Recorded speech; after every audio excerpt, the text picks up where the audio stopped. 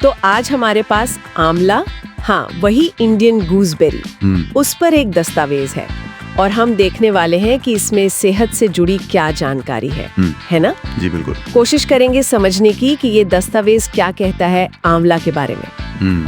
आमतौर पे तो आंवला मतलब विटामिन सी, इम्यूनिटी, शायद बाल और स्किन। हाँ, ये बातें तो हैं ही। पर क्या इस दस्तावेज में कुछ और भी है, कुछ नया? हाँ बिल्कुल।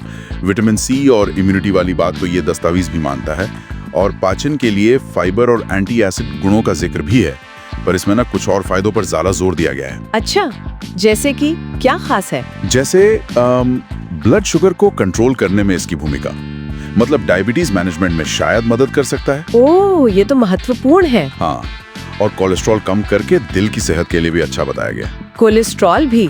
जी, और आंखों की रोशनी के लिए, और यहाँ तक कि वजन घटाने में भी, शायद मेटाबॉलिज्म तेज करके। अच्छा, ये सब होता कैसे है? मतलब क्या लिखा है दस्तावेज में? इसकी वजह क्या है? देखिए, ज्यादातर श्रेय के एंटीऑक्सीडेंट्स को दिया गया है। एंटीऑक्सीडेंट्स?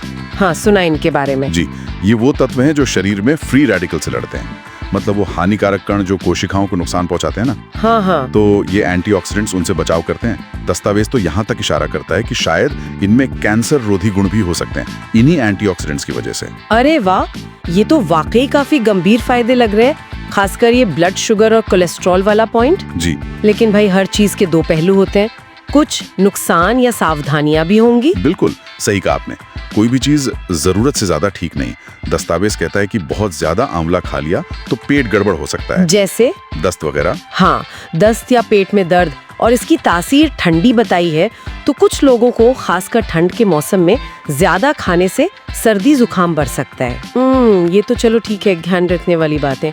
पर क्या कोई ऐसी चेतावनी भी है जिस पर खास ध्यान लेना चाहिए? कोई गंभीर बात? हाँ, और ये बहुत जरूरी है।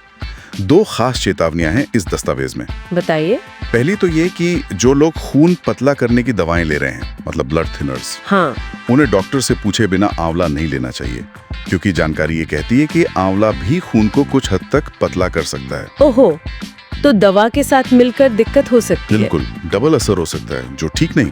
समझ गए। और दूसरी चेतावनी? दूसरी है डायबिटीज के मरीजों के लिए। अगर वो दवा ले रहे हैं ब्लड शुगर कंट्रोल करने की, हाँ, तो आंवला साथ में लेने से हो सकता है कि ब्लड शुगर जरूरत से ज्यादा ही कम हो जाए।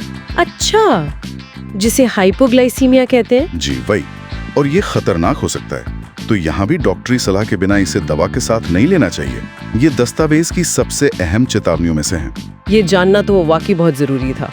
अच्छा, तो फिर इसे इस्तेमाल कैसे करें? क्या कोई तरीका बताया है दस्तावेज में? हाँ, कई आम तरीके बताए हैं, जैसे कच्चा खा सकते हैं सुबह खाली पेट। कच्चा थोड़ा कसैला होता है वैसे। होता तो है। या फिर जूस बनाकर पानी में मिलाकर पी सकते हैं। मुरब्बा, चूर्ण या अचार के रूप में भी लेते हैं लोग। हाँ, मुरब्बा और अचार तो काफी चलते हैं। जी, लेकिन हर तरीके के साथ दस्तावेज एक ही बात कहता है, मात्रा का ध्यान रखें, लिमिट में। और हाँ, ये त्रिफला या च्यवनप्राश जैसी चीजों में भी होता है। तो कुल मिलाकर इस दस्तावेज से जो मैं समझ पा रही हूँ वो ये है कि आंवला गुणों का खजाना तो है, इसमें कोई शक नहीं। हाँ बिल्कुल। पर ये कोई जादुई चीज नहीं है। फायदे हैं, लेकिन सही मात्रा में लेना, और खासकर अगर कोई दवा चल रही है तो डॉक्टर से पूछना बहुत बहुत जरूरी है। आपने बिल्कुल सही समझा। और यहीं से एक बड़ा सवाल खड़ा होता है ना? कि आंवला जैसे पारंपरिक नुस्खे, जिनके फायदे भी गिनाए जा रहे हैं और साफ साफ चेतावनियां भी दी जा रही हैं, उन्हें हम आज की मॉडर्न लाइफस्टाइल और मेडिकल साइंस के साथ कैसे बैलेंस करें? हाँ, ये सोचने वाली बात है। क्या हम सिर्फ फायदे देखकर इन्हें अपना लें, या फिर इन चेतावनियों को भी उतनी ही गंभीरता से लें? कैसे तय करें ये संतुलन? इस पर विचार करना चाहिए।